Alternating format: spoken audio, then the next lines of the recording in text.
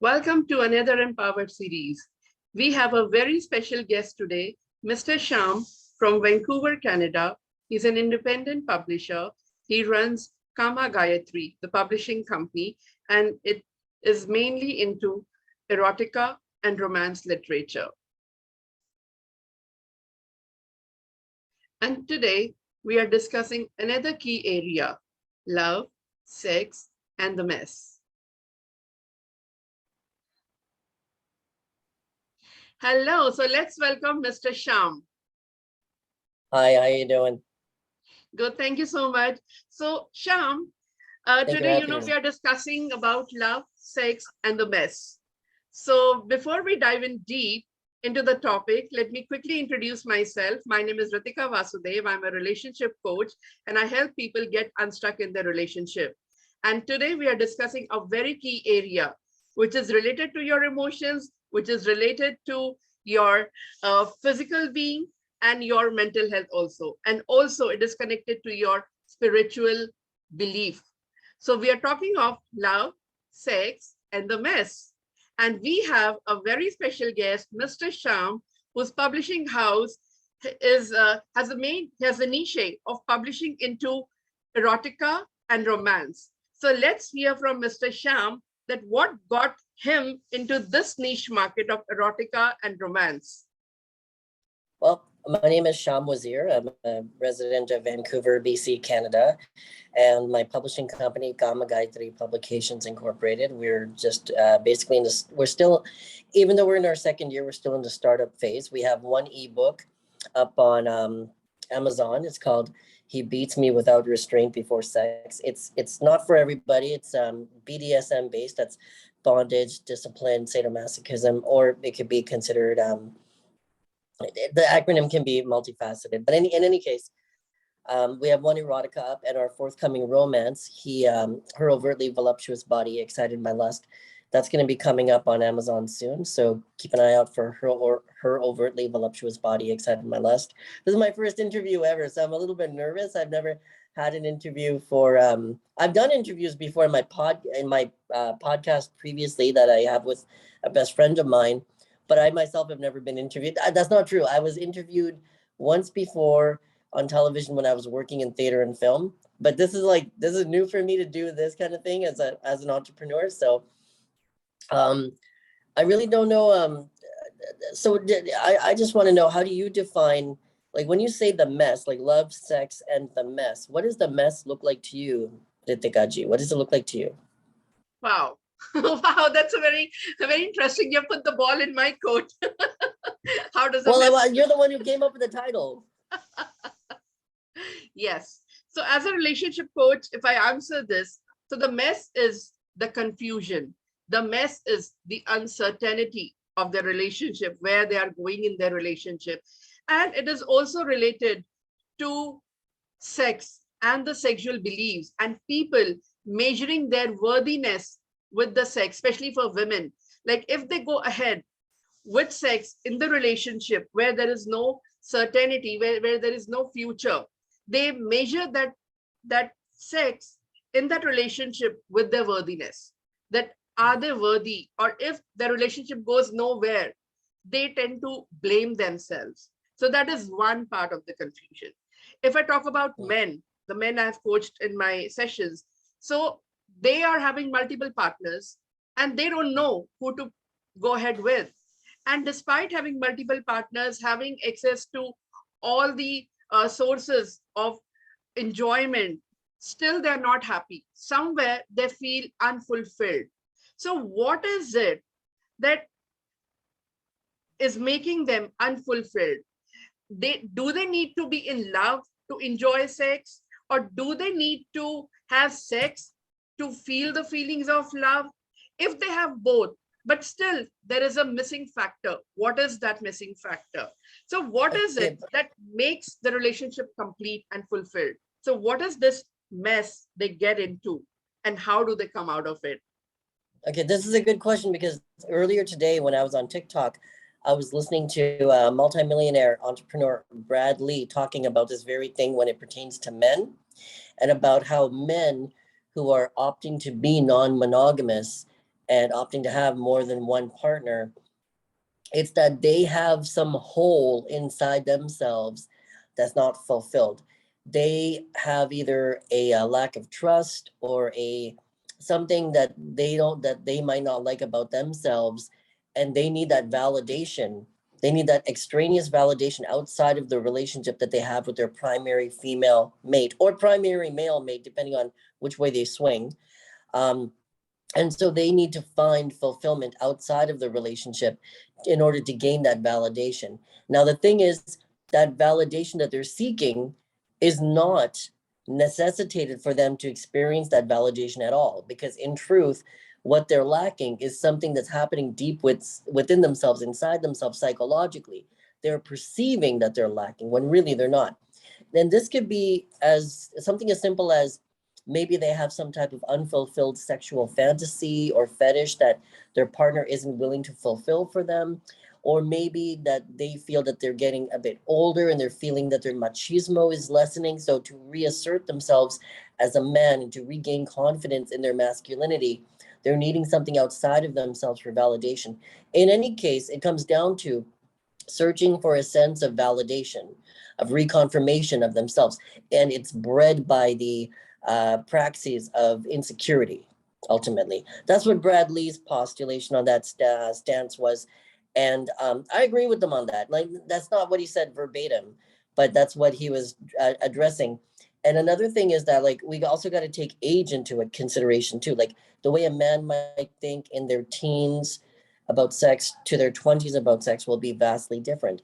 How a man thinks in his 20s about sex to his 30s about sex will be vastly different too. From their 30s to their 40s, that'll be vastly different too. I can only speak for myself because I know in growing up a South Asian South Asian male, obviously, in Canada, but being an NRI and being a traditional Hindu, I remember in like high school, I was idealizing, acha se shadi kar lo, get married, and then have a nice wife and live a good married life. Puja paat karke jao mandir mein, Sunday mein, all this, right? And my 20s was very different because then I was, I went to in theater school and I was in film school, and my relationships that I was having at the time, I was wondering, how come none of these girls are interested in me, but I'm able to get women in their, late 40s or mid 40s, and sometimes their 50s. These women in their 20s weren't wanting me. And then I didn't figure it out till I was in my 30s. I'm like, okay, women generally like much older men. They like men who are more confident, more resilient, men who are more established financially. If I was their age and more financially established in my 20s, like if I was a drug dealer or something at that time, then I would have had I would have been surrounded by females. And this brings in the question of hypergamy. Hypergamy is the concept that women are automatically designed to look for a man who is a monetary provider, a man who is an alpha male, a man who has some type of assertion in the world and dominance in his environment that would designate him as a viable mate to propagate his seed through her womb, as a fertility donor type of thing. And that is what naturally triggers a woman to want to be attracted to such a male. However, if a man is not showing those signs of prowess, then a woman will kind of feel adverse to him. Now, what I experienced in my 30s that I didn't experience in my 20s was that women who are in their 20s, they didn't care about a man's they cared more about like the whole bravado of a man. Because when I was in my 30s, I was dating a lot more women in their 20s, lots. And in my 30s, I was dating women of various age groups. And it's different than how I am in my 40s, because in my 30s as a man, I was wanting to basically be polyamorous. I thought I was polyamorous by nature. I'm like, no, I believe that, I would like to be one guy with many women, or maybe, have one primary mate and have a polygamous marriage, like maybe 4 or 5 wives or something like that. Like Maharaj Dasarath in the Ramayana had like Koshalya, Maharani Keke, and Maharani Sumitra as his wives, right? And then I'm like, and then and then going later, farther from Treta Yuga to Dwapar Yuga, when we look at Draupadi, Panchali, that was polyandry. That's one woman with 5 husbands. That was very common in ancient India it was understandable. It was understood in ancient India that everything that you see in North America nowadays or in Western civilization is pantomimed on Indian culture, because India, before the time of America having its industrial revolution, that industrial revolution preceding Europe was happening in India, because India, it was the place that was running all of these steel mills and all of this metalworks. And you see this actually exemplified in films like Arabian Nights, which was directed by Pier Paolo Pasolini, who was an Italian filmmaker and poet and writer. And I think he was a painter too.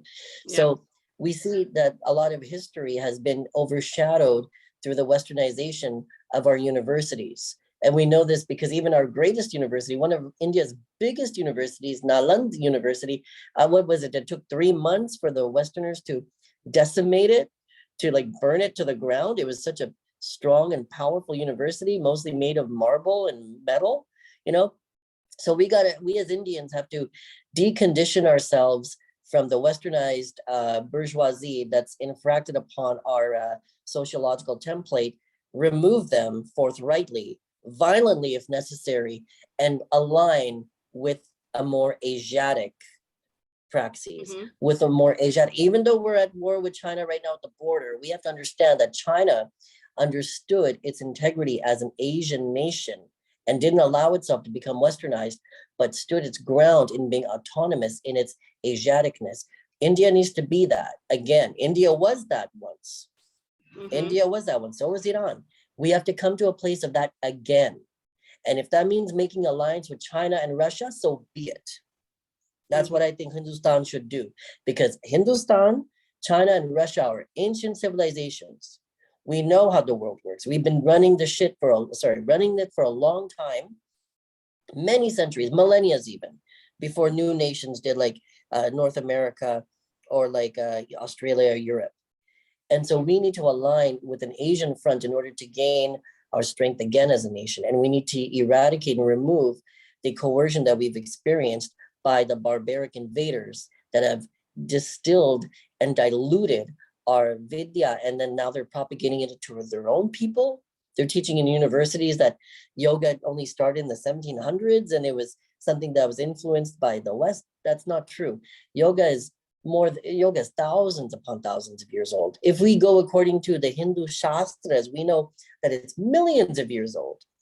If we go according to archaeology, we'd even see it's millions of years old. Just looking at Ramasetu from the southern tip of South India to the northern tip of Sri Lanka, that was estimated to be 1.7 million years old. And that aligns with the calculations given in the Ramayana, astronomically and astrologically, to when the Ramayana said that it was originally, those incidents were actually happening on Earth.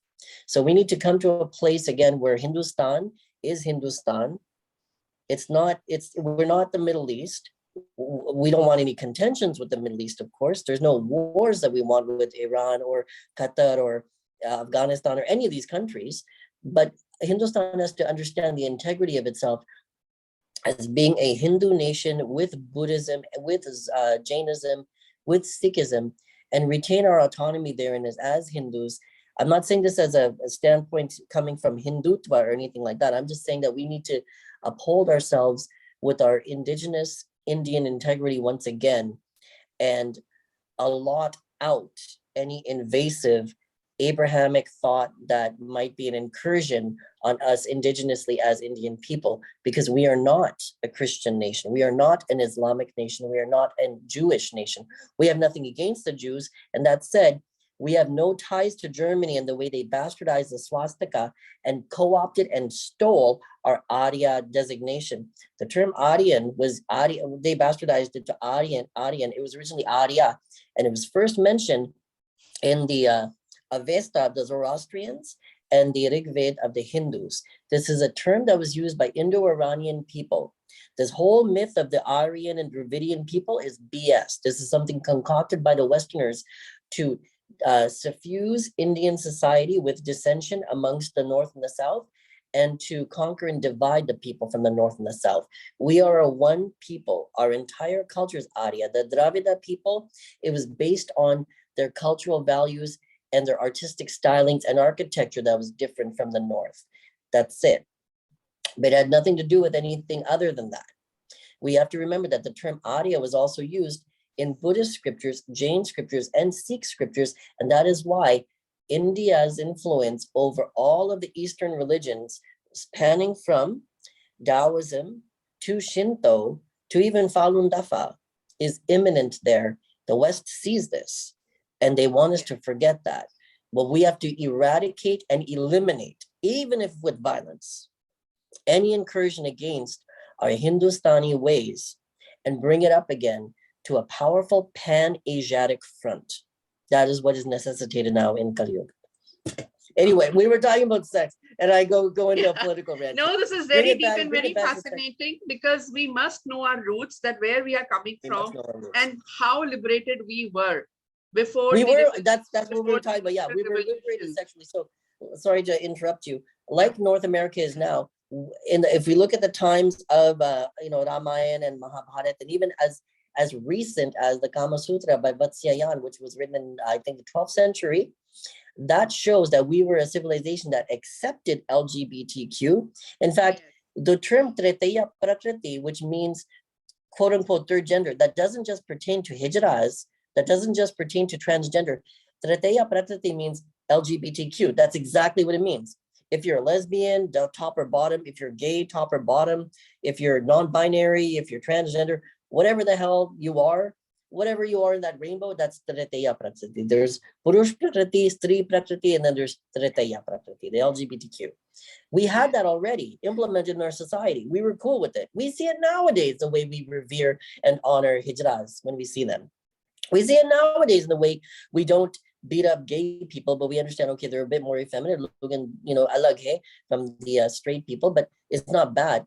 We got to remember that the time that our prime minister is a prime minister, and a prime minister is a representative of a commonwealth that used to be under Hindustan before we were, our treasury was looted and our political standing was usurped by the British Rajya.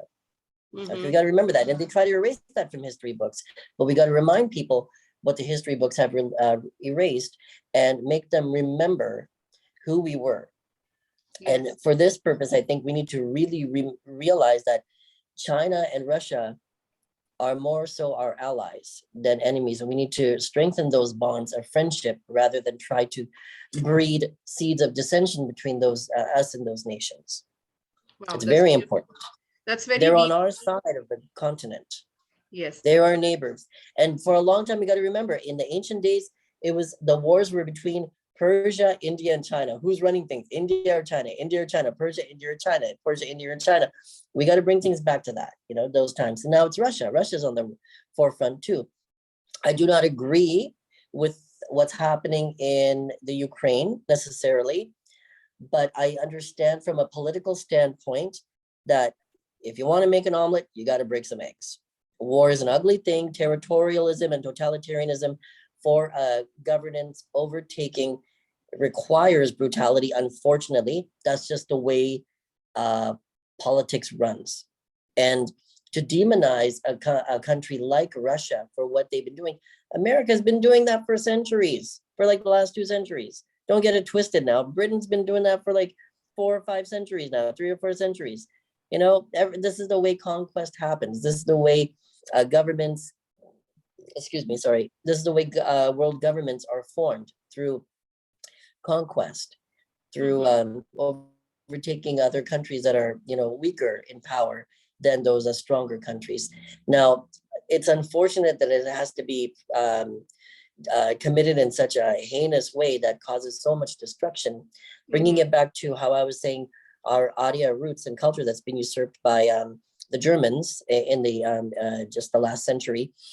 We got to remember the Arya principles of compassion, kindness, tolerance, forbearance, steadfastness, and having the main foundation of society based on a spiritual one, as opposed to one of materialism. There's nothing wrong with materialism.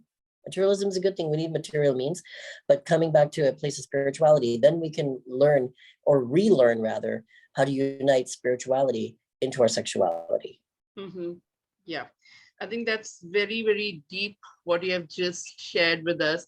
And it is not only relating to a relationship, but how the whole notion of it has been conceived, developed, and evolved over a period of time, right from our ancient civilization to the modern age now, and a lot of things happening in between, how it has influenced our belief system also. And as you just talked about Kama Sutra, and that we were very acceptable of the third gender, which now West is accepting, or they're coming out about it, the LGBTQ community. But India was very, very advanced, as I said. So now, with so much happening around, so much of acceptance, when people are free to make their choices and free to select the gender they want to fall in love with, why still there is so much of unfulfillment, unhappiness in their relationships?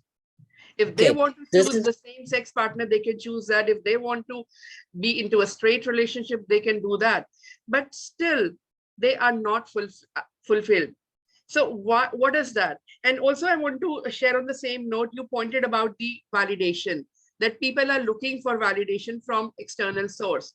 So why is it that, and where it began, that people need that external validation in their relationship to feel whole inside them, to feel complete within them?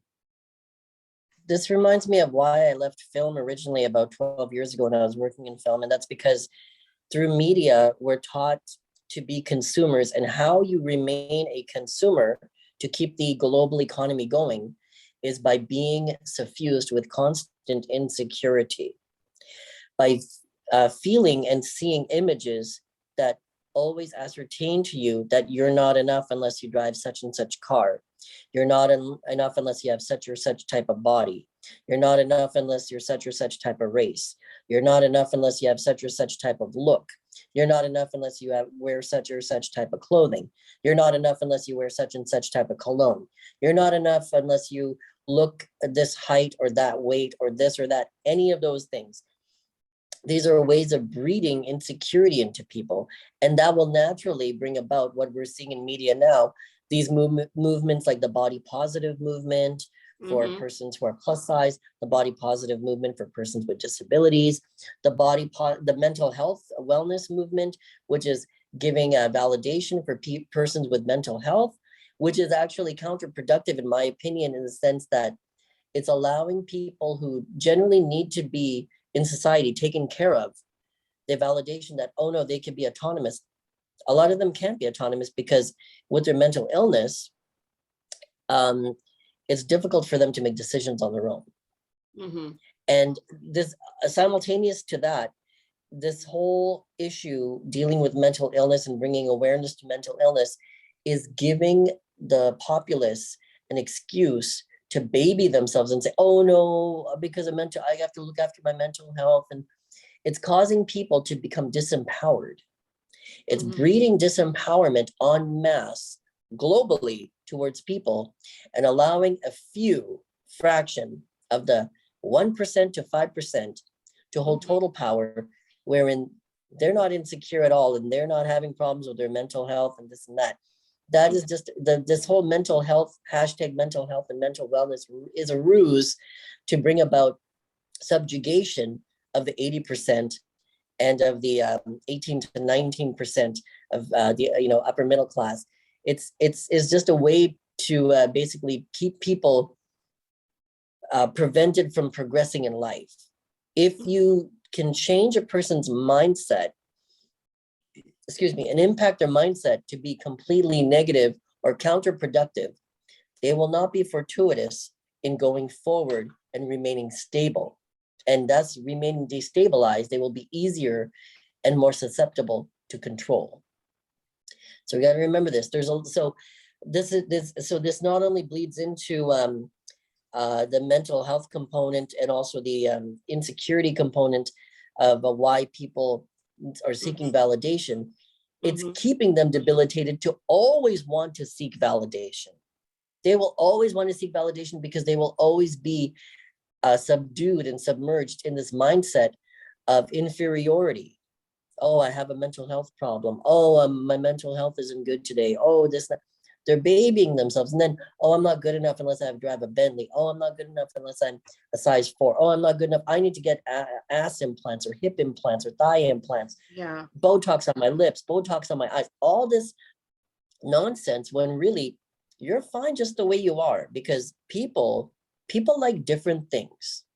Okay, not all guys will be into black chicks. Not all guys will be into Brazilian chicks.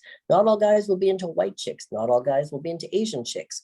Not all women are into really, really tall dudes. Not all women are into white dudes. Not all women are into black dudes. Not all women are into Indian dudes. Not all women are into, dudes who are lumberjacks. Some chicks like dudes who are metrosexual. Some chicks like dudes who are lumberjacks. Some chicks like dudes who wear Armani. Some chicks like dudes who are entrepreneurs. Some chicks like dudes who work in the mill. Some chicks like dudes who work construction. Some chicks like dudes who are in wheelchairs. So there's some people who have particular fetishes for that. Some chicks like dudes who are maybe there's a lot of women who like dudes who are skinny. I was going out with this one girl. Actually, I've gone out with many girls who preferred skinny men, because I myself am a skinny man. So they went out with me. Why? They weren't looking for 6'1" Chad or Tyrone. They were looking for a skinny guy. That's what they like. Different people like different things. And this is something that the media does not want you to know, because so long as you are always vilifying yourself or feeling inferior or feeling you're not good enough, you're not going to be happy. Then you're going to try to buy things to make yourself happy. You're going to go get a gym membership. You're going to go and buy power shakes and power drinks. You're going to go and, get a gym membership, do your run and join MMA. You're going to go and try to get this surgery or that surgery to improve this or that, the other thing. You're going to keep the economy going. You need to keep the economy going. And that's the praxis of it all. It's all about keeping the economy going, and the economy is now global. So keeping the inferiority complex intact with people, making them feel this inferiority complex, making them feel that they're lacking, that's what's conducive towards making them feel that they're not getting enough. They're not having enough sex. They're not having enough diversity of sex. Oh, I haven't had sex with a Fijian girl yet. Oh, I haven't had sex with a Japanese girl yet. Oh, I haven't had sex with this race or that. Oh, I haven't had, a girl could say, I haven't had sex with a Jamaican guy yet. Oh, I haven't gone to Jamaica yet. Oh, I haven't gone to China yet. I haven't had sex with a Chinese guy. I haven't had sex with I haven't had sex with a tall guy. I haven't had sex with a short guy. I haven't had sex with a black guy. I haven't had sex. And it's all this, it's another way of consumerism, because if you feel that in order to be validated, you need to have a high notch count under your belt of different sex partners, then you're always going to buy makeup. You're always going to go get your eyebrows waxed or this waxed or that waxed. You're always going to buy new clothes. You're always going to buy cologne. You're always going to buy new things inside your house. Oh, you got to have books in your house, because if people just see a big TV, they're going to think you're stupid. Oh, you got to have books about wellness and health. You got to have books about, how to do it yourself and this and that. Oh, you got to have skills in computer. You got to, all this stuff is all made to make people feel insecure and unsure of themselves, to keep them as consumers. And you got to remember, this is an old, ye purana kahani hai, ye naya cheez nahi hai. This is a very old thing where civilization, and this happened in the ancient days of the Bible with Babylon the Great, people went into a phase of total excess in food, excess in sex, excess in enjoyment. What happens? You get all of these different diseases coming out. You get all of these different maladies forming ubiquitously. Then you get all of these different psychological problems happening in society. And then, that civilization dismantles. Rome fell too. Even Rome fell. Okay, remember that. Even Rome fell. So that's what's happening in America. If we were to look at it from a macrocosmic perspective of biology, like think about when your cells, if a healthy cell is trying to fight against, say an antibody is trying to fight against a virus. You'll have millions of antibodies trying to fight that virus, and they won't stop until that virus is demolished and decimated. Sometimes that virus will have other viruses alongside it to thwart the antivirus. This is very common too. And it's like almost like it's like a last hurrah before it's completely decimated. So taking that macrocosmic analogy into the microcosmic analogy into the macrocosm of people, when you look at one civilization that is on the decline, they're going to have a huge last hurrah. Oh, a last hurrah, because we're dissipating in power. And then, like Europe's dissipating in power and a new superpower is coming up in China, the waning superpower will naturally go into excess and do everything it can to survive. But in the same way how your cells might replicate, but before it can be able to replicate, if it's dying, it will try to replicate homogeneously or asexually unto itself and thus decimate itself. We see that Western culture is becoming more lenient towards homosexuality, lesbianism, non-binary. It's almost and it's eradicating the family unit to the point where the family is the bottom line foundation of a civilization. You eradicate the family, you're eradicating the civilization, because then you'll have a lot of people who are disenfranchised and psychologically defunct and not able to uphold their society, their civilization. And then you have a country like China who's really bringing up the staple of the family, the staple of family ideals, the staple of having, a mom and a dad in the home and, children. And if you're gay or straight or whatever, that's okay. Just, having that whole Constantinople ideal of having the family unit. So we see that Asian culture is on the rise. And then this whole mess being a means for it to crumble and dismantle upon itself.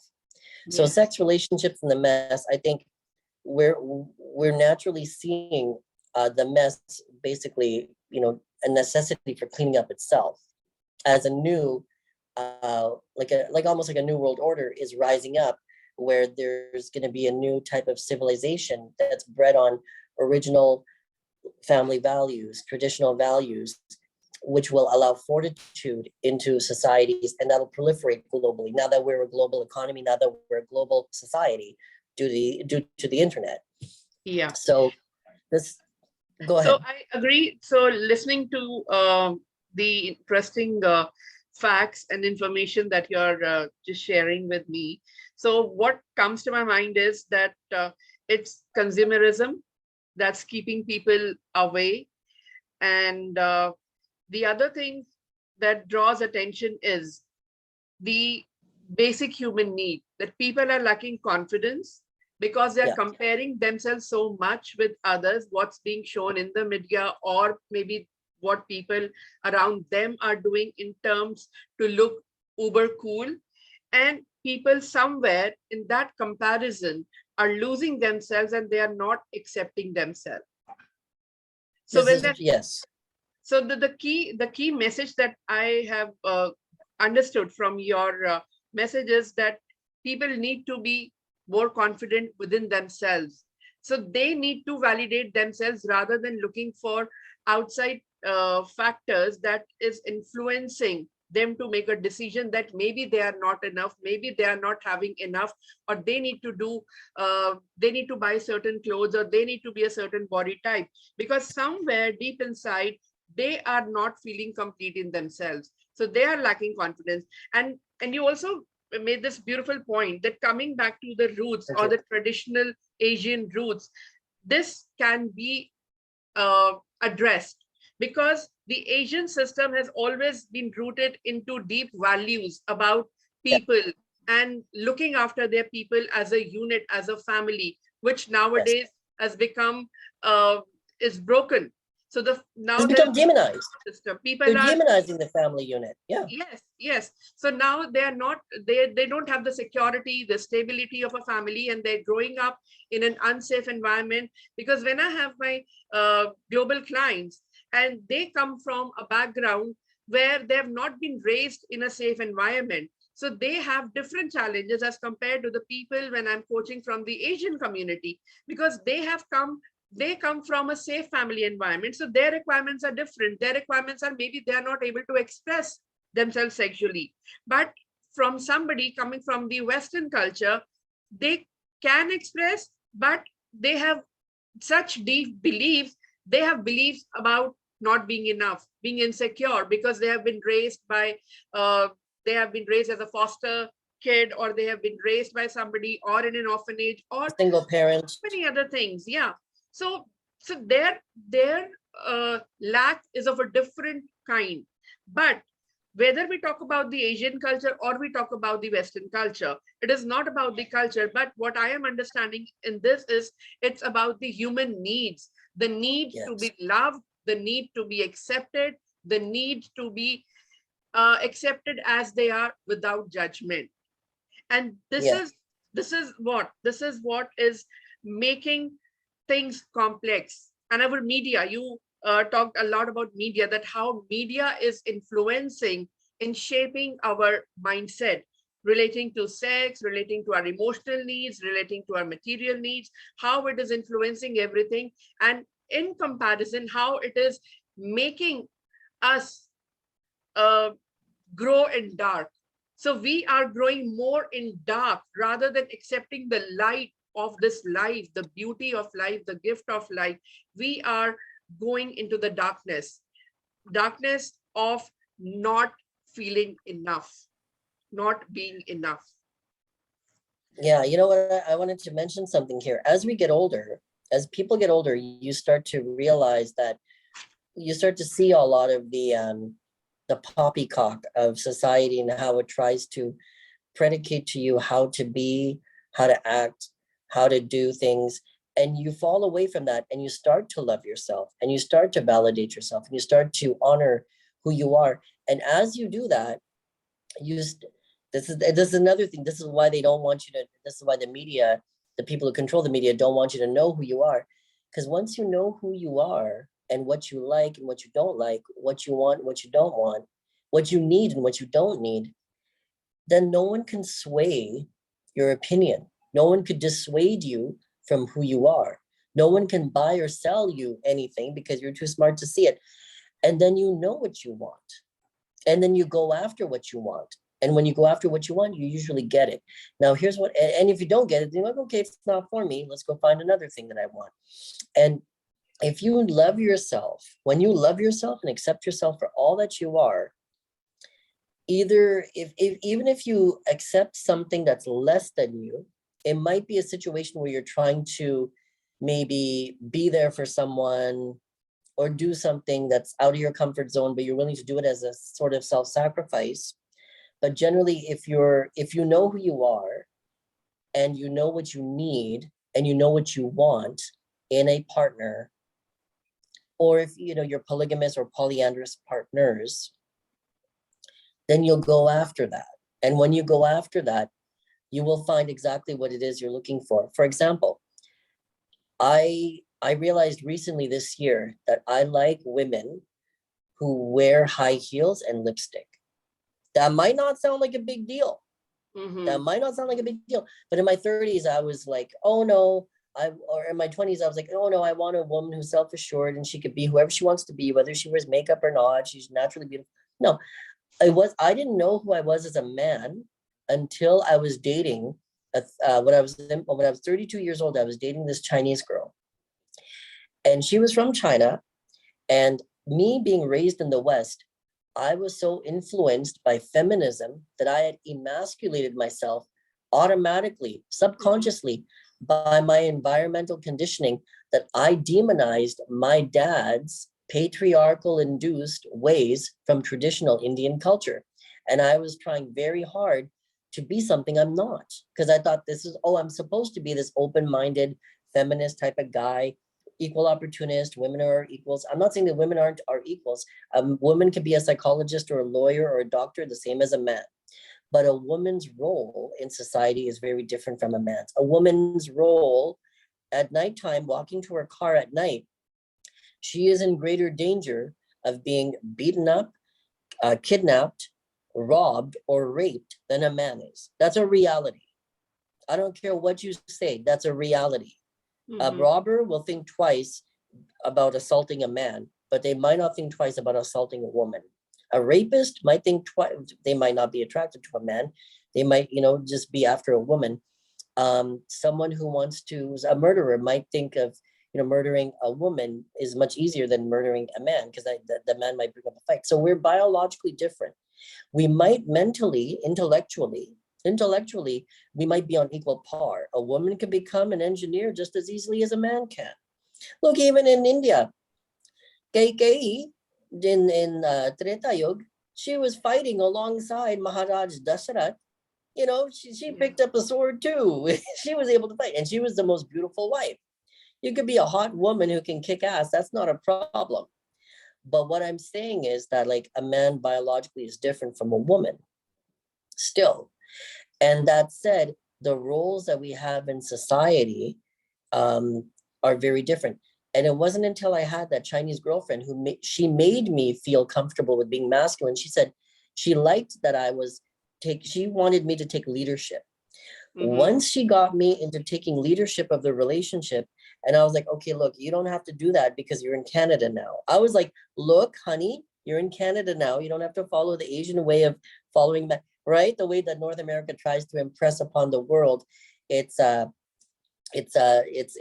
ideologies.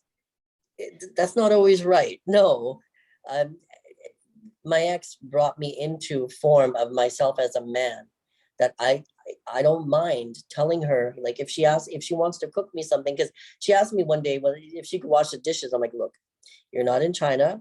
I'm a man. I can wash my own dishes. And she's like, no, it'd make me very happy to wash your dishes. I'm like, you don't have to. We have equal rights. I could wash my own dishes. She's like, look, it'd make me very happy if I would wash your dishes. I'm like, will you shut up if I let you wash my dishes? She said, yes. I'm like, okay, go wash my dishes. And then she said, thank you to me. I'm like, what? You thank me for letting you wash my dishes? But the minute that I allowed her to be a woman and I allowed myself to be a man, as a man is, we were in total harmony in our relationship.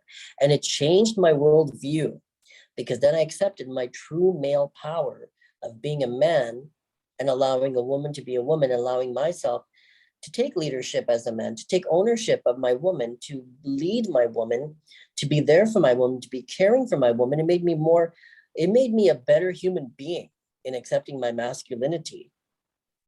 And I think I'm not saying this to be anti-feminist, but I think demonizing patriarchy has been a form of suppressing true equality. It's been a way of disavowing equality and unity between the sexes and harmony between the sexes and the genders and the various orientations.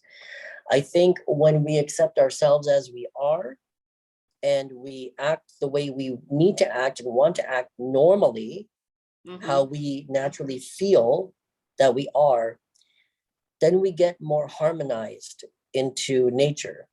And once we get into that harmony, we can be better human beings on planet Earth, and we can be better human beings to each other. Yes. I had a point that I was trying to get to here. I can't remember the point right now off the top of my head, so go ahead. Okay, thank you so much. So yes, by allowing, you said by allowing. So it's not, I think, by allowing, but it's by accepting the nature, the Prince role. even said it. Remember, Prince said, let a woman be a woman and a man be a man. Yes. Prince said that, yeah. Yes, we are different. We are different maybe in physical terms and physical strength, but when it comes to mental and emotional, we are equals. Even there are studies which say women are better off emotionally or mentally. So, but yes, physical, if we have to compare, I might not be able to lift that kind of a weight that a man might be able to lift. So yes, I am different that way. But when it comes to mental capacities, I'm at equal, right? So that's one thing. But by allowing or by respecting her, I don't think any man would become less of a man if he respects the woman. But that's how it is seen. We should respect the woman. Even that's how it is seen when people try to respect or they try to be kind or nice. It is seen as something that maybe he's not a man enough. He is not being a dominating kind, and he's being very feminine. He's being very submissive kind because he is being kind and compassionate to the woman. So that's one thing. I think all people should be kind and considerate and compassionate towards each other, regardless of gender orientation, right? People, we should just be nice to each other. Yeah. Yes, that's again a basic human need. But somewhere it became a stereotype. It became a gender stereotype that man is supposed to be very stern and hard looking and not, be in control all the time, and women supposed to be soft and expressive and emotional. So somewhere down the line during evolution, how this happened, even I don't know, but this is how it is looked upon, that men don't cry. When you are crying, that means you are weak. No, you are a human being, irrespective of your gender. You are a soul. So even if you're crying, you are expressing yourself. So it has nothing to do with a man don't cry or only women cry. So, but these are the mindsets, these are the belief systems that has evolved over a period of time. Maybe there are enough examples in the cultures or in the society that this is how it has been taken as. But on the other hand, if you accept yourself as you are, irrespective of your gender, and you accept all your flaws, you embrace all your flaws, instead of constantly thinking, I want to improve myself, I want to improve, because then you are not at peace with yourself. You are constantly comparing yourself with one or the other. And that comparison is taking your peace of mind away. So when you accept yourself as you are, that's very, very powerful. And I think when you realize that in a relationship, that the control lies within you, not in controlling the other person. And that's the biggest mistake people do in trying to control their partner and thinking that they are keeping their relationship in check. But that's the biggest, I think, mistake they are making. The only control you can exercise on is on yourself. But by allowing the other person to be the other person, you are only allowing the relationship to grow at many different levels. You're allowing it to grow mentally, physically, spiritually, emotionally. But by controlling, you are only limiting it to a certain extent. You are not letting it flourish.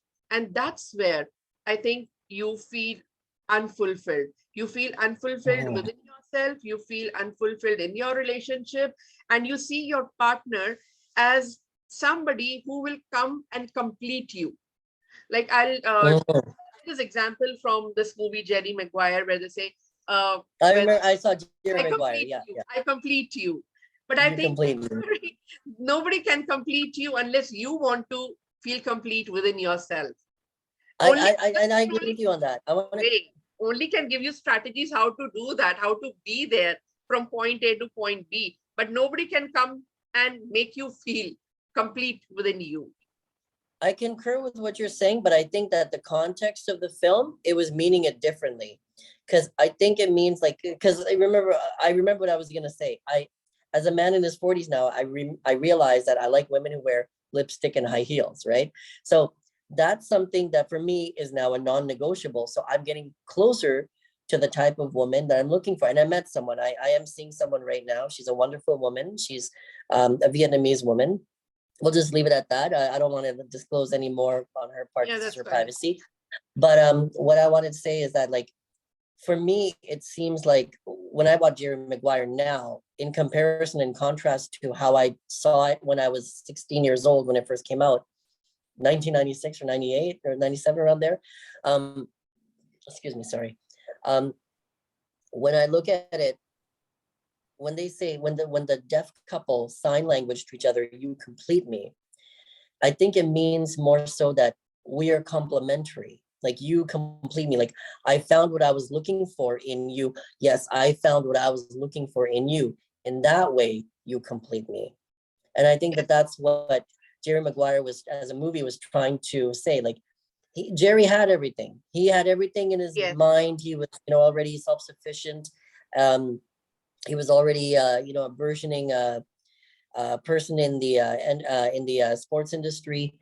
And Renee Zellweger's character, she was, like a single mom, but doing a job.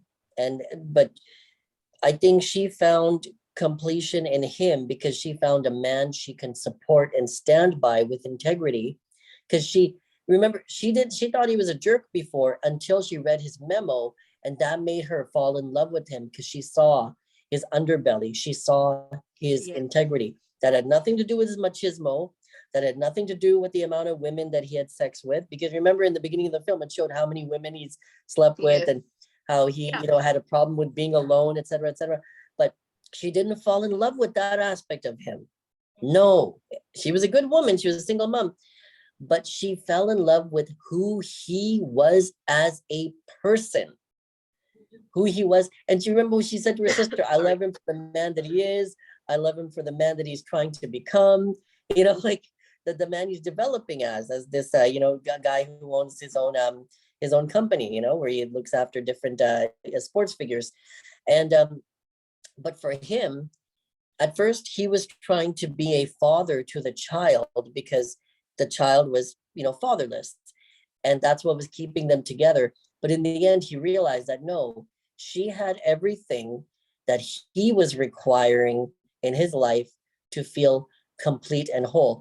The win that he had with Cuba Gooding Jr.'s character winning the, you know, getting the $11 million, you know, Yes, gratuity that night, yes. that made him, and we're giving a lot of spoilers away in this movie, Jerry Maguire, but it made him realize that, you know, celebrating it, it wasn't enough because she wasn't there. She had become a core part of his life. That little part that she had, that little incursion she had made into his life, it developed enough that it made him realize that his life was a lot more in plentitude with her being involved in it. And therefore, she completed him. I've experienced this with the woman I'm seeing right now. We were dating 6 months ago. 6 months ago, we were involved for about 3 months. And then there was a miscommunication, a lot of mistrust. And then we, हम लोग रिश्ता के संबंधन तोड़ लिया था. And then we didn't talk or anything for about 6 months. And then after I was going through something, I reached out to her. And I said, you know what? I'm realizing your value. I never saw your value before. And sometimes you have to undergo relationships and problems with different members of the opposite sex or same sex, different ups and downs in various relationships to realize, aha, what I am wanting and who I am, that match that person. And then you might want to try and go back and get that person, right? And so like you develop, you get to know who you are, but this only happens when you start to love yourself. When you start to love yourself, then you know what you need and you know what you want. And when sometimes you know what you need and when you know what you want, you'll realize that you had what you were needing, you had what you were wanting, but you might have sabotaged it along the way. And you go back to it and say, hey, where are you at now? Can we rekindle something? And sometimes you can, sometimes you can't. But if you can't, then at least you're closer to knowing what you're looking for. And if you can rekindle something new, you and that person are both at a new place now.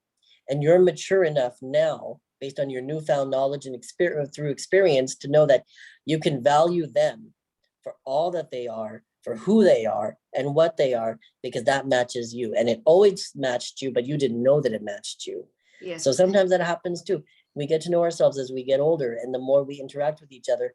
But at the same time, like you had mentioned, there are so many interactions happening nowadays that is diluting love and diluting the value of sex. But unfortunately, that you need to get to know different people before you can actually find who you are and then figure out what it is that you need and want in a partner. I think it's a two-way street, Shyam, I would say. First, let me come back to this, what you just mentioned about Jerry Maguire, the whole concept, that how the context of it, that you complete me. So I think you can reach to that state only when you know yourself well, that you want what you want and you feel complete within yourself. But that's a whole deep level of understanding and looking at the relationship. But superficially, people take it as it is, that somebody will come and make me complete. Somebody will that means come that person, they feel like they need rescuing. That's when people have a hole inside themselves. They feel like they need rescuing or to be saved. Yeah. Very true. Very true. That's different. So people don't understand there's a difference between completing and complementing. So what they should be looking in a relationship is complementing each other rather than completing each other. Because if one person is at 50, the other is 50, then you make it 100%. So one day, one partner may be at 30%, the other may be 70, then you make the equation 100%. So that way you keep your relationship up and down like this. But when you both are 100%, 100 plus 100, then only you can make it 100% forever. Otherwise, the equation will keep going up and down. So that's one way of looking at you complete me versus you complement me. That's one way of looking at. And second is, knowing yourself, who you are and what you want. Because the initial phases of a relationship is a lot of experimentation. People don't know, they don't understand. I mean, especially in their 20s, 30s, maybe in their teens or 20s, they don't know who they are. They have no experience, they have no reliable source or knowledge to go to, that how a relationship should be like, because they have not experienced or seen a complete relationship around them. And the knowledge they are getting is from the media, is from their people around them. So that is how they are getting the broken knowledge. So tell me, Shyam, when your niche is writing into erotica and romance. So what is it that excites people when it comes to love? And what is love in terms of erotica, and what is love for somebody as a layman? What is love, and what is the difference between the two? Well, first of all, it's interesting you said layman, because I think, like, first, Kama Gayatri Publications Incorporated as a company, we are for the public, for the general mass public, but at the same time, we are a niche publishing house that delves intrinsically into erotica and romance, specifically to the more alternative market, and within the alternative market, the industrial and goth subgenres, sort of, but not really, because we cater to everyone, whether they're, we're going to be coming out with LGBTQ stories for gay men, for lesbians, for transgender. We have right now a story out of an interracial couple called "He Beats Me Without Restraint Before Sex," and that is a Chinese wife with a American husband, where our romance is about two Western people. One guy is of Irish and Scottish background. The woman is a mixed Mediterranean background. But when it comes to the way we design things, is not necessarily for the lay person.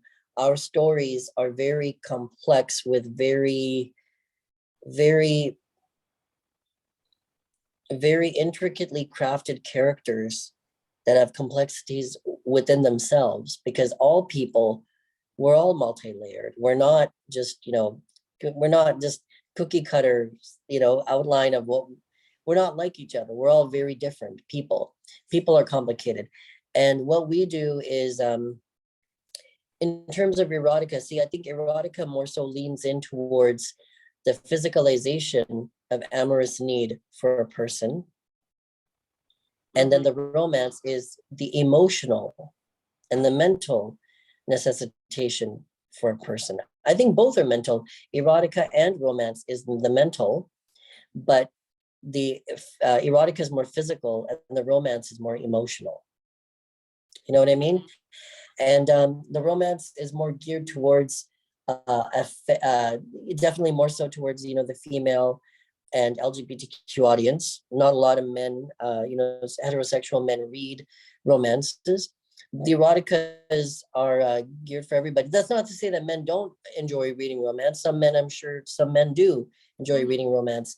How a publishing house usually makes a story is that we'll either receive a story as a novel, a short story, or even, like, sometimes a person will just have an idea written on a napkin, or a sentence, or a 5-page manuscript, and they'll want us to extrapolate on that and elaborate upon it and delve into the story and dive into the characters, and devise a maybe a 130 or 150 or 270 page book about that subject matter. It all depends on what the author's intention is, and how they're working in tandem with me at this point, because we don't. I'm so new at this. I don't have my own editors. We had an editor. We did a year ago. That didn't go too well. These things happen, and it's a learning curve being a new company. When you realize, okay, this person's stringing me along, and they're just doing that because they're trying to get their business ahead, and so they think that keeping me behind is going to make them better than me. Why are they playing this social mental game? Get the hell away from me. Go play with the others, idiots. Okay, I'm not about that. I don't need to waste my time, and you shouldn't be wasting yours, right? So you're learning about, I'm learning about different social dynamics while I'm, doing this entrepreneurial endeavor. And it finally came down to, you know what? I'm just gonna have to edit this thing myself. I'm just gonna have to edit it myself and just find this author, talk to the author, and just, flesh it out myself. And so I'm at that point right now where it's all on me. And it's been interesting because I think every entrepreneur goes through this, where you're figuring out who you are as an individual as you're crafting this business. This happened when I was just getting ready in the washroom before, like around maybe, because right now in India, it's 2:14 p.m. there, right? Quarter to two. Quarter after two, right? Yeah. And for me, it's quarter after 1 in the morning. Oh But my when I God. was getting ready, We'll wrap up soon. no, that's okay. That's okay. It's Saturday night. It's Saturday night. It's not a big deal, right? Yeah. And we planned for this. We didn't know how Yeah. things happen when you're doing some online interviews, anything online. It takes a while. Sometimes there's glitches, etc. on the way. But what I discovered tonight was that there's my mindset that I have when I'm making erotica, and then there's a mindset that I have when I'm crafting the romance. And when I'm crafting the romance, my partner, my girlfriend, she mentioned to me, she's like, "You're too sensitive. You're what the hell's wrong with you? You're too sensitive." And I realized she thinks I'm being too sensitive because, and this gets into the spirituality of things. When I'm doing the romance, I'm more in my Pingala Nadi, the feminine aspect of the physiology. And when I'm working in the erotica, I'm so much into, the Ira Nadi, that's a female. When I'm doing the erotica, I'm into the Pingala Nadi, the masculine current of my energy. And I'm like, okay, for me to get ready and get things going today, let me get into the Pingala Nadi and then get this show on the road, right? Let's get going. Come on, hurry up, get your boots on, get everything on, get your hat together, blah, blah, blah. And then finally, it's like it's so interesting.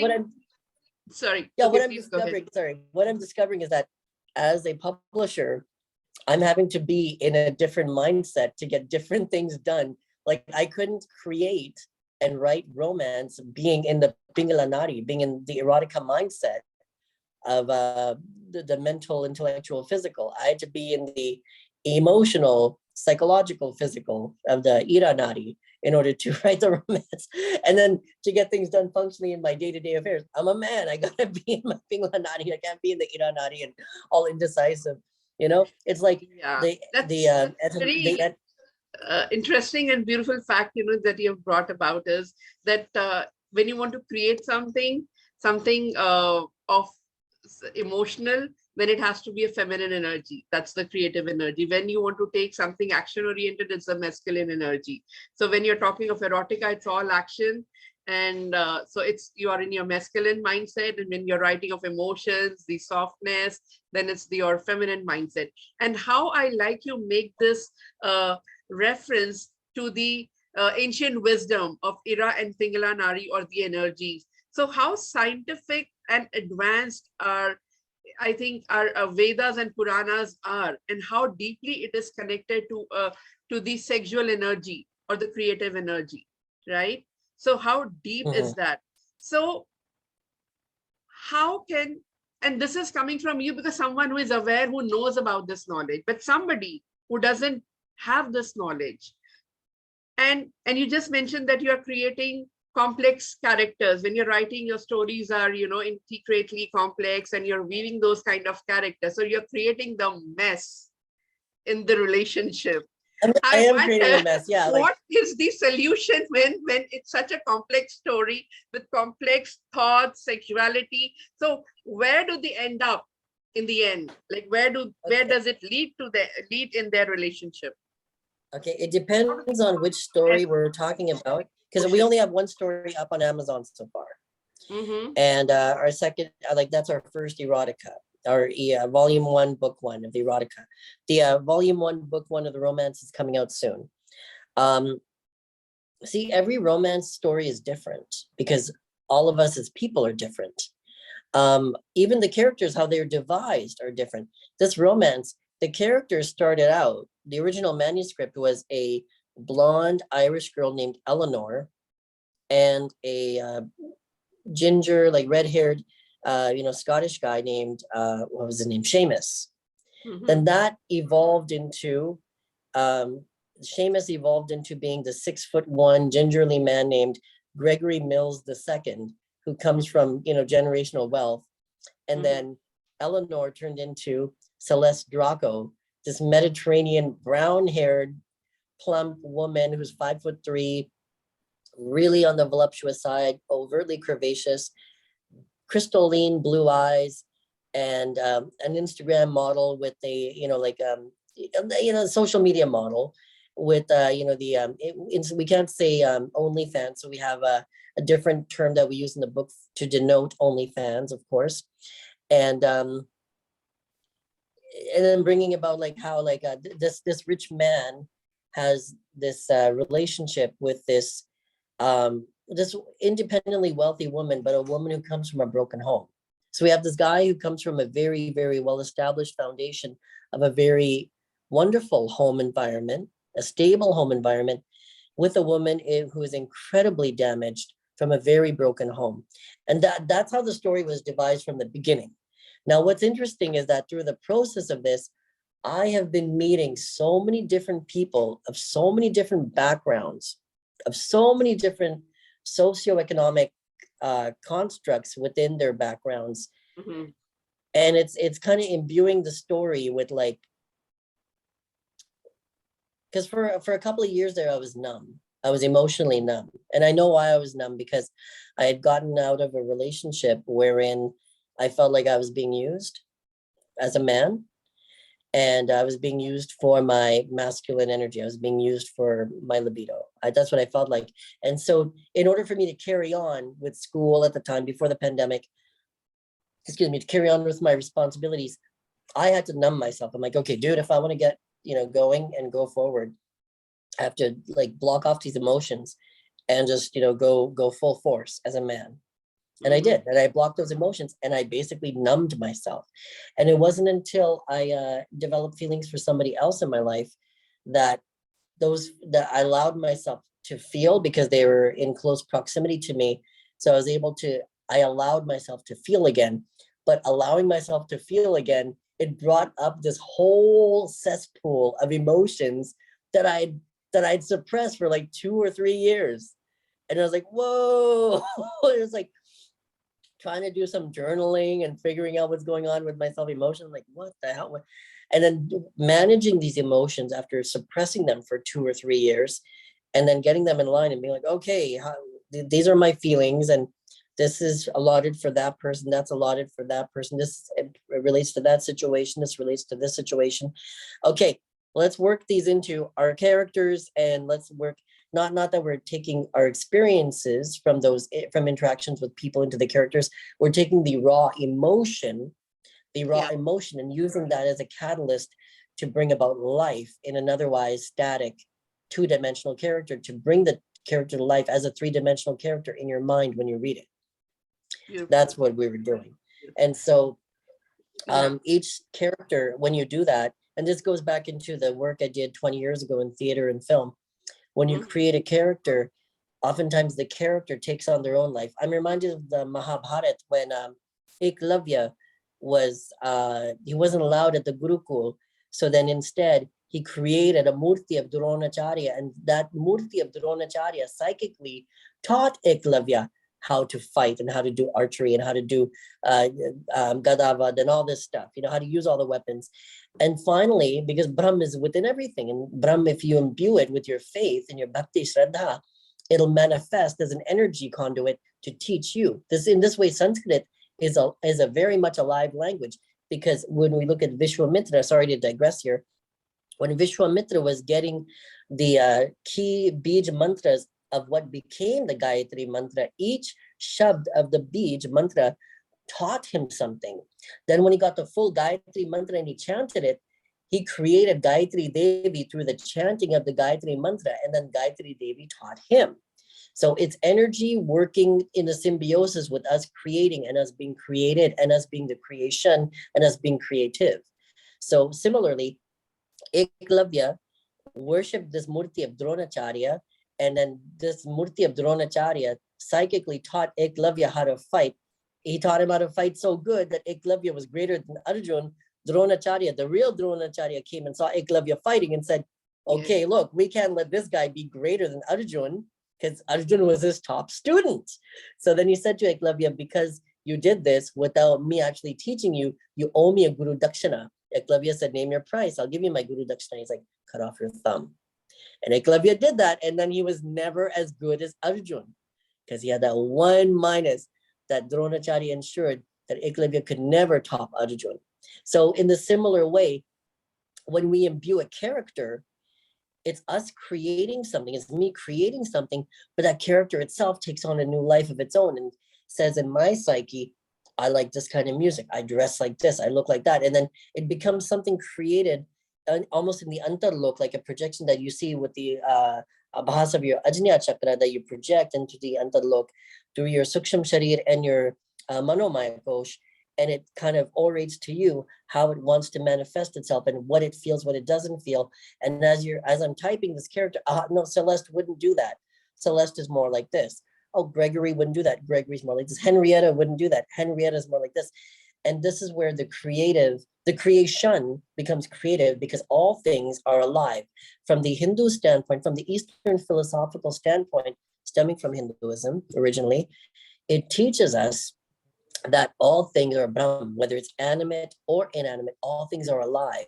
And in this sense, even human sexuality is neither tamasic, rajasic, or sattvic. It can be rajasic, tamasic, and sattvic, but it in and of itself is just energy. Yes. And energy is ever creative.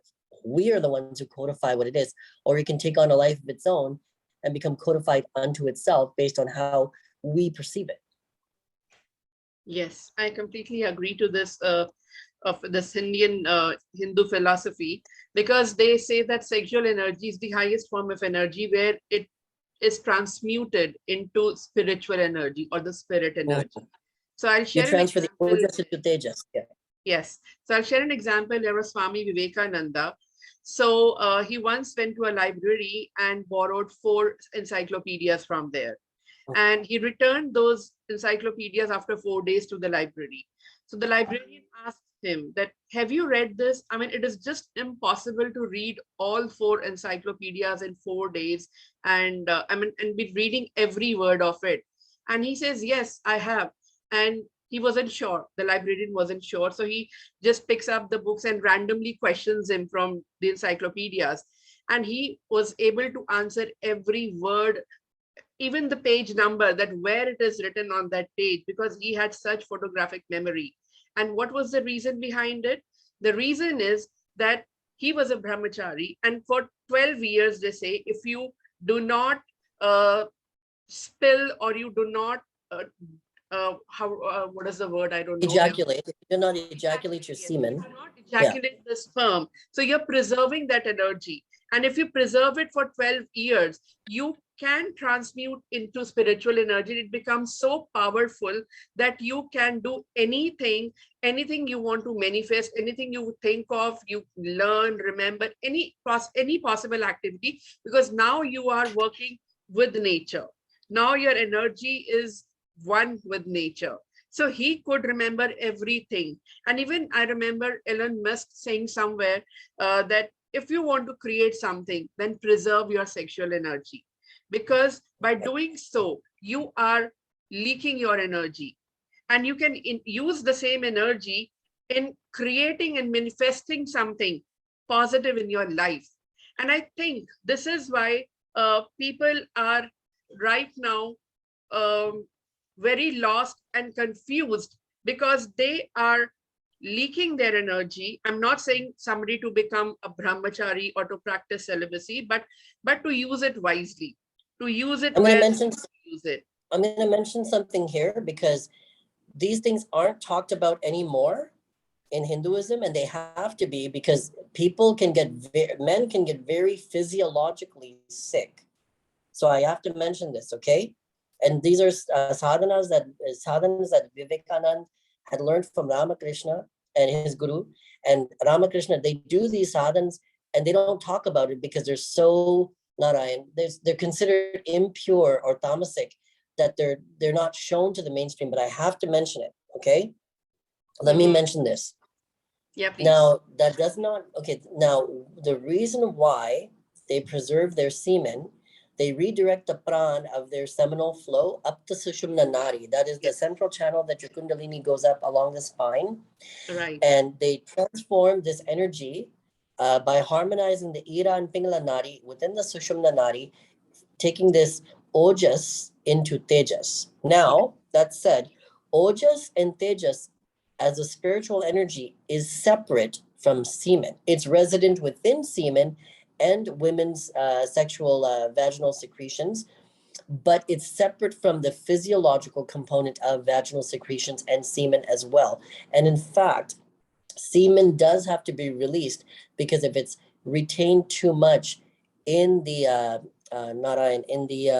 prostate, you could develop cancer. And this is how they emit their semen. And this is something they don't really talk about, but I'm going to talk about it. Certain tantric deities, because remember, Ramakrishna was a tantric, he was a Kali devotee. Vivekanand was too later. He doesn't talk about it. He was into Advait Vedant, but his guru was Ramakrishna, and Ramakrishna was the one who got Vivekananda, who was a lawyer, right? He was a lawyer originally, I think. That's what he was for vocation. Yes. He Ramakrishna, through the anugraha of Ramakrishna, Vivekananda saw Ma Kali every day, everywhere he went. I can't remember how many days he did until he finally came back to Ramakrishna and said, okay, I believe everything you told me. You're my guru now. I'm going to follow you. Guide me. And when there's one sadhana that sadhaks have to do, and it's something which allows for their semen to flow out. They can keep the ojas and tejas within their body. And you do this by doing various forms of bandhas. Bandhas are locks within your perineum.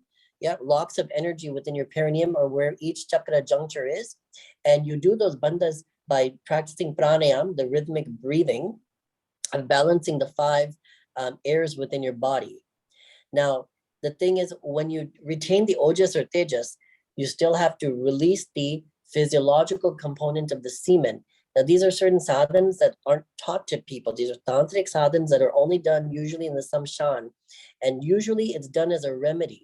A remedy meaning, tum karlo, that doesn't mean you may remain in a ghori living in the cemetery. You just do your sadhana, you do this tapasya, you get it done, and then you go back to regular daily life.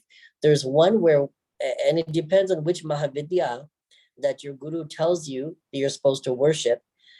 And this one is specific to Ma Bhairavi. It's where you emit your semen onto 108 different flowers. And in this way, you're not only just releasing the physiological component of your semen, but you're giving it back to God, but God in a tamasic form that accepts that kind of worship. That doesn't mean you go home and you ejaculate on a bunch of flowers and give it to Devi. No, don't do that. That'll really screw you up energetically, and you will have nightmares. This is why these sadhans are only taught to certain sadhaks, and it requires a lot of preliminary. It requires you to renounce life and sometimes go to live in a samshan for like maybe anywhere from a few months to 12 years, depending on where you're at spiritually, because we don't know if you just had a lifetime as a lion or a tortoise in your last life, and this is your first life as a human or your 5th life as a human. There's reasons behind this. There's a science behind it, and this is why it's not taught to the mainstream. So for emitting the physiological component of semen to prevent yourself from getting prostate cancer, basically, and to keep your body in perfect physiological flow, you release your semen by offering it to Devi or a Devta, whether it's Avadhuti or Veerbhadra or Bhairav or Mahakal, any of these tamasic deities that are expansions of Shiv, or any expansion of Shakti, Bagalamukhi, Dhumavati, Bhairavi Mata, Chinnamasta Devi, Chandi Mata, any of these tamasic deities who can accept those types of physical emissions as prasad. And you offer it onto, like, there's specific mantras you have to use when you emit the semen onto the flower. There's specific mantras you have to use when offering that flower to either the yoni effigy or to the Devi's murti or to her yantra. It depends on what it is. It depends on where you're at. Your guru will know where you're at. And then there's also certain types of, you have to do it at a certain night. It can't just be any old night. It has to be done according to the astronomical calendar of what night, what season, which particular time frame. which mantras to use, which mantras to not use, what diet you should have that week, what diet you shouldn't have that week. There's very, very stringent specifications, because this is true alchemy. This is the truth of transforming.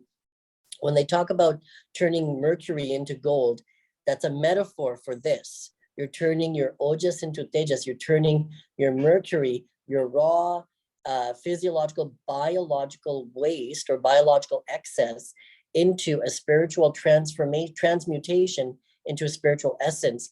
So then it benefits you, it benefits the deity, and the deity then blesses you with a certain type of psychic awareness or spiritual capability. And this is where people get the ability to leave their physical bodies, enter other bodies, or be able to command spirits that are disembodied to enter other human bodies, or get people's bodies to exit their bodies and to look like they're dead or appear that they're dead, and keep their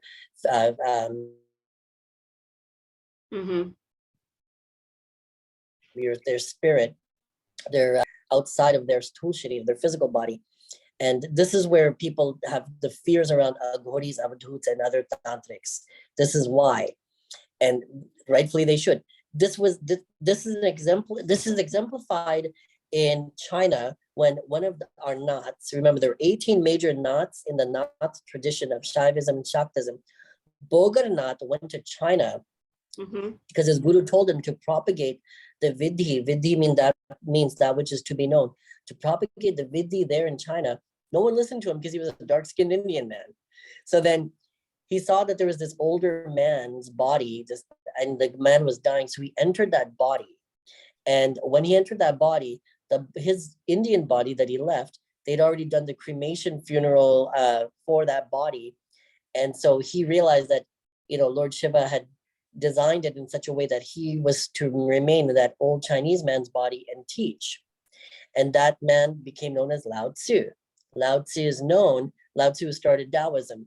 Lao Tzu is known by many knots to be Bogar Nath, exiting his physical Indian body, entering the Chinese body. And a lot of people who read about Taoism and study Taoism, the true essence of Taoism, they know this because it's written in those scrolls about how Bogar Nath left his Indian body and entered Lao Tzu's body.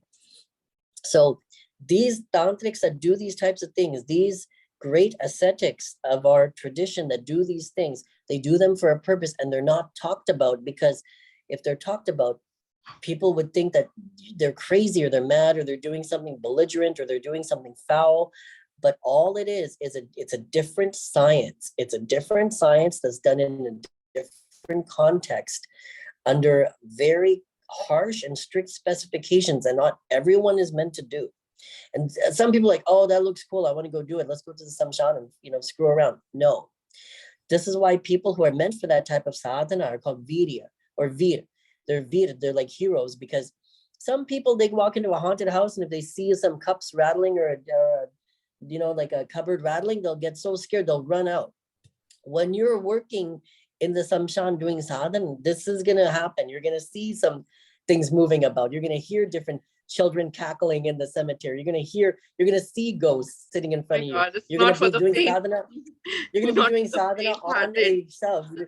You'll be doing shav sadhana, and then the corpse will come alive from a different spirit, not of the spirit of that person, but from a different spirit. Are you able to punch that corpse in the face? Use the mantra to get that spirit out of that body, and then continue with your own mental equilibrium to continue your sadhana to the Devi or Devta that you're worshiping for your siddhi that you're trying to acquire? I don't think so. Not everyone can do that. So these things are done for a specific reason. So when they say to retain your semen, that doesn't mean you, normal Joe Schmo, should retain your semen. You will develop prostate cancer, idiot. Don't do that. There's a specific way that these sadhaks do it. And this is why in our Hindu tradition, there is the lifestyle of the lay person, there's the householder, the grihast, and then there's the sannyasi. The grihast ashram is different from sannyasi. Even in when we say about the ashrams, the 4 ashrams of brahmachari being a student, then grihast being a householder, then being a vanaprasth, going to the forest, or being an elder advisor in the family, and then sannyas, then you can renounce. That's different from being a traditional sannyasi. A traditional sannyasi, when you're at the age of between 16 to 20, if you decide to be a sadhu or you decide to be a guru or whatever. And there's two types of gurus. There's nirvanis and there's upadeshis. A nirvan from nirvan, the prefix nirvan, that's where we get the word nirvana. Nirvan means that they attain their enlightenment, they stay in their enlightened repose, and they live in a forest or a cave or a cemetery. They stay there. They don't intermingle. Upadeshi is different. Upadesh, to teach. Upadeshis, they attain their enlightenment, but it's their dagdir, it's their destiny to teach. So they teach. How will you know if you're nirvani or an upadeshi? The gods will talk to you telepathically and let you know. We're not usually supposed to talk about this stuff, but it's the 21st century, it's the information age. We got to talk about this stuff now. Our gods do talk to us telepathically. We can acquire siddhis to see them clairvoyantly, to hear them clairaudiently. This is the way of magic. This is how it's done. And a lot of Hindus will tell you about these experiences. A lot of Buddhists will tell you about these experiences. A lot of Sikhs and Jains will tell you about these experiences. But you're not supposed to talk about it, because if you do, your pranavayu will recede.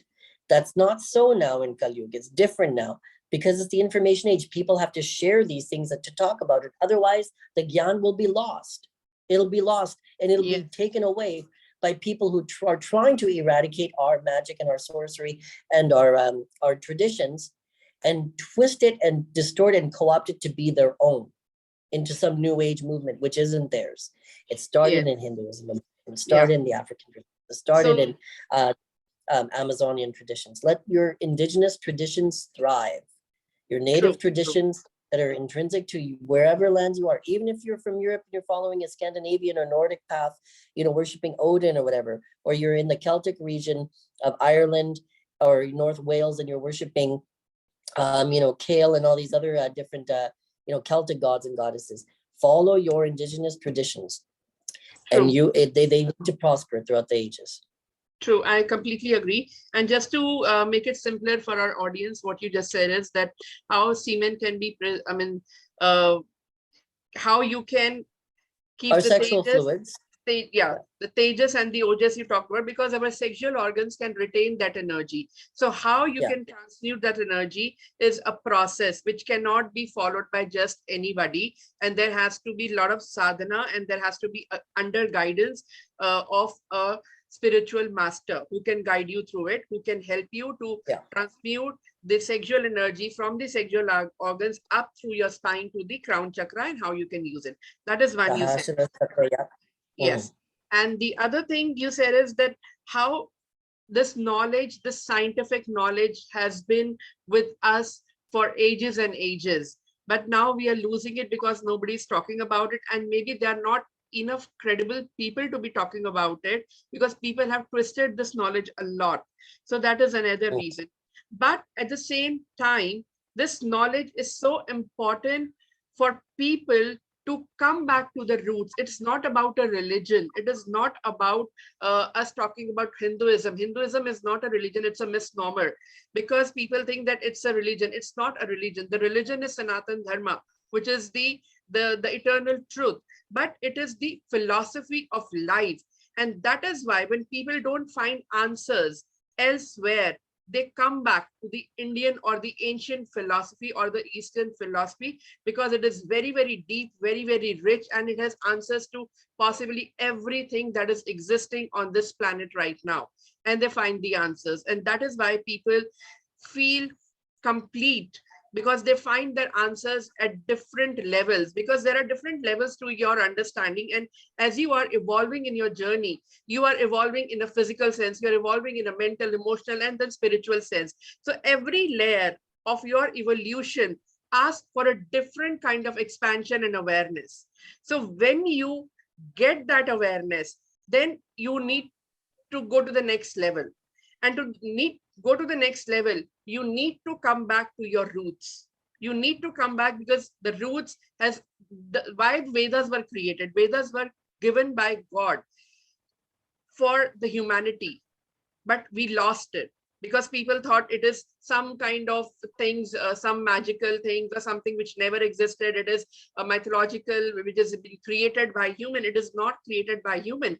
Even science is not talking about a lot of things which has already been mentioned into our Vedas and Puranas. And now Our they are, Vedas and Puranas already talked about it. Yeah, definitely so. yes. Like So the now oneness they of the are, universe, of everything coming from Stardust. Yeah. yes, yes. So it is all about the laws of nature, and our rishis, our sages already knew these laws of nature, and they already Good. knew the philosophy of life, which they've already spoken and written about in the books. But now science is discovering, and people are relying more on that. So science is discovering what our ancient knowledge has already written and spoken. Already, exactly what our ancient But knowledge already but knew. the gap between the two is what is leading people to such complexities in life, whether it is their relationship or whether it is in terms of understanding themselves. Everything has become so complex. I mean, it's a simple life. You don't need to make it complex, but you are making it complex. Then there is media, then there are so many other factors driving it, and then we are not feeling complete in ourselves. So all this is happening because we are going away from the philosophy of life. We are not being in our essence. And this is why we are losing our relationships also. And most importantly, we are losing the relationship with ourselves, let alone with someone else. We are losing the relationship with ourselves. And in quest to find ourselves, we are exploring whole range of relationships outside and still feeling lack inside. So the learning is that we need to understand first. We need to be in our essence to experience the wholeness, the love of what this life has to offer. So on this note, I would like to ask you, Shyam, what piece of advice you would give to our audience if they find themselves in this complex situation of love, sex, and the mess, how they can pull themselves out when they are in this kind of a complexity of a relationship, what can help them overcome the challenges and lead a happy life? Like you cited your example that you became numb for years and you were numb, and it took you a couple of years to come back to feel those emotions again. So you have experienced it yourself. So what people can do? I was numb for a couple of years. It took me 2 weeks to feel those emotions through again, or a couple of months. Yeah, you'll lose 2 or 3 years of numbness, and then like 2 months of actually feeling something. It's like having all these rush of feelings again. It's like, oh my God, I didn't realize I blocked off so much from feeling. I was like a corpse walking around. It was crazy. Okay. Okay, hold on. Hold on. I want to make a point here. Like people might think, oh, again, you're feeling those emotions. So those are important. You cannot live without those. So again, you're going into dependency. But now let me just make a point here. Here's a difference. Because now you know that you have to find that value within yourself to see the value in the other person. So I think that's the difference in before and in now being in a relationship. When you feel more in control of yourself, more complete within yourself, more in love with yourself, is when you will experience a relationship at a different level of complementing each other rather than completing each other. Thank you, Pete. Go ahead. Okay. I wanted to touch on your analysis of deciphering the term Sanatan Dharam. Sanatan meaning universal, Dharam meaning a way of life or order or responsibility or something that's allotted, some type of designation with a beginning, middle, and end. Sanatan Dharam, it's called Sanatan Dharam because every major indigenous religion will ultimately come to the conclusion that we ourselves as individuals, our consciousness, nature, and God are intrinsically one. That's why it's called Sanatan Dharam. And this Vidya is given in the native tradition of the First Nation American people and the South American people, the First Nations. This is given in the indigenous European religions. This is given in the indigenous Japanese religions of animism with Shinto. In all of the indigenous religions, it talks about this. Chinese religions, all of the indigenous religions, even in Papua New Guinea, all of these indigenous religions share with Hinduism, Sanatan Dharam. This is why it's called Sanatan Dharam, because Sanatan Dharam was such an old religion. It knew how to codify and stratify and validate these experiences and give them names and give them breadth and scope, unlike the other indigenous faiths. But they all came to the same conclusion that a person can experience their oneness with themselves, their consciousness, in tandem with others, nature, and God. Or goddess, if you want to look at God as a woman. It's up to you, because we're allowed to, we're permitted to, or as an abstraction in our faith. Yeah. Now, that said, aside from that, when you were asking how people deal with the mess, I think we need to remember our core as being one with all things. And we have to ask ourselves, is this person or is this situation making me feel closer to that truth of who I am, of being one with all things?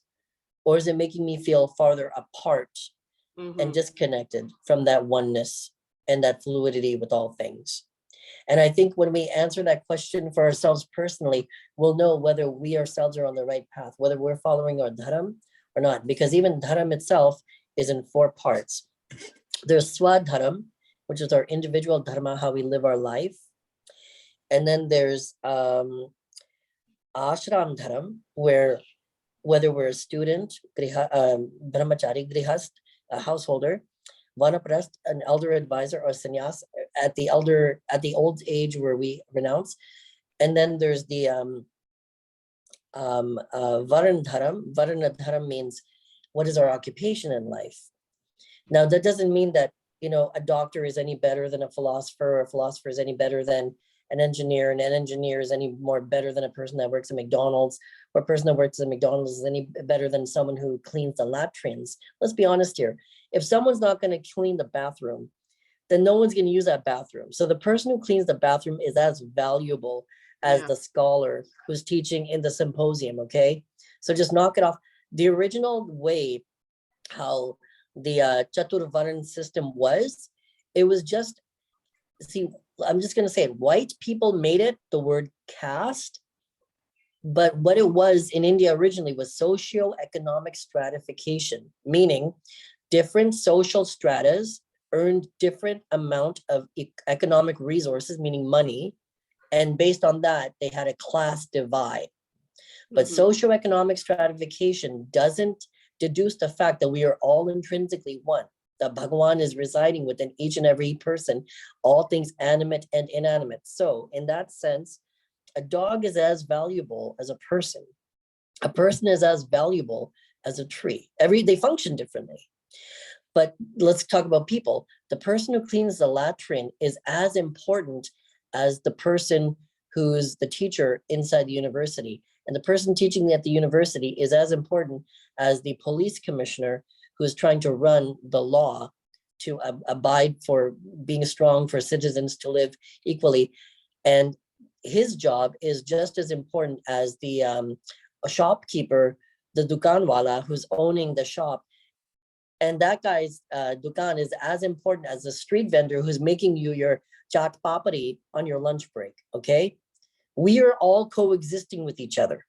We have to figure that out and not deduce each other to being worthless or reducible to nothing. Everyone, if they play their part, then it makes society flow, okay? And we have to remember this. And we need to bring back an emphasis in India on cleanliness. Remember, we were one of the first nations, we were one of the first civilizations that were at the very epoch of civility because we were so stringently clean. We need to bring about a way to bring back an emphasis on getting clean. Forget cell phones for everybody. Let's set up a proper washroom and plumbing system in India. Let's get the plumbing system going all across the nation, even in the villages. Because once you do that, then everybody at every level levels up, every single person. You know what I mean? And so let's just stop, stratifying each other, and let's start accepting each other and figuring out the mess. The mess will figure itself out. It'll figure out itself, but it'll figure itself out based on how we ask, is this action that I'm doing making me closer to understanding and knowing that we're all one and all things are connected and everything is valuable? and everything is of value and worthiness? Or is this blocking me and preventing me from being in that consciousness state of mind where we're all one and I'm giving honor and receiving honor, and we're all, everyone's having a good time?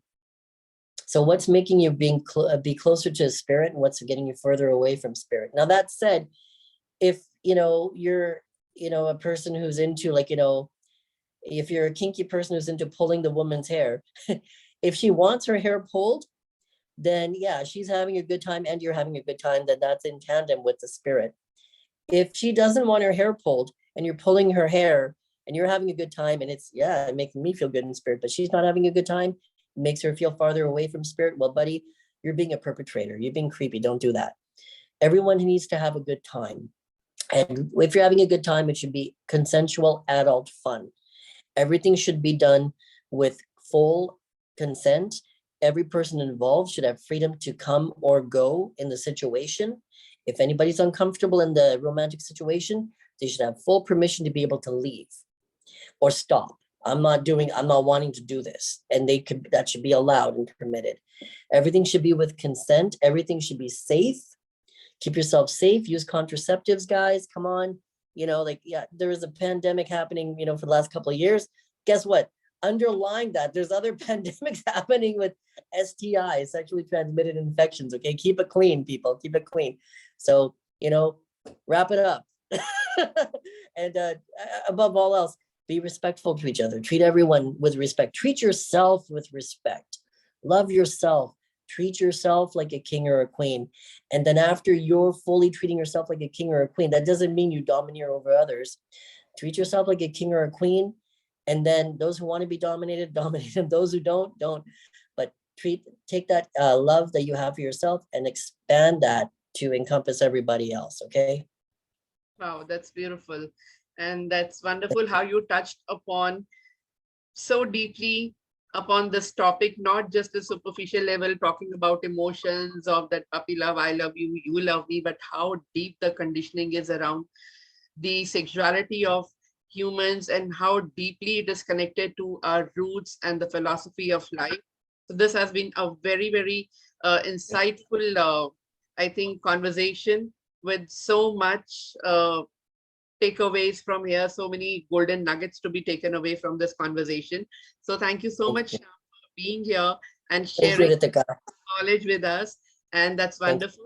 And for our audience, I'll be sharing the link to Shyam's website where you can buy his book on Amazon, and his details in the description link. So you can visit our website's not up just yet. It'll be up in a couple of weeks from now. Go to our TikTok account, okay? Our TikTok account. Okay. You can share the account details here. So I'll be sharing that and the Amazon link to your book that you mentioned. And anybody who is interested can go and buy that link. And thank you so much. And I hope you get a lot of insights from this conversation. And if you have any questions, you can leave in the comment box. We'll be answering those. Thank you so much. Thank you. Have a beautiful day. Thank you.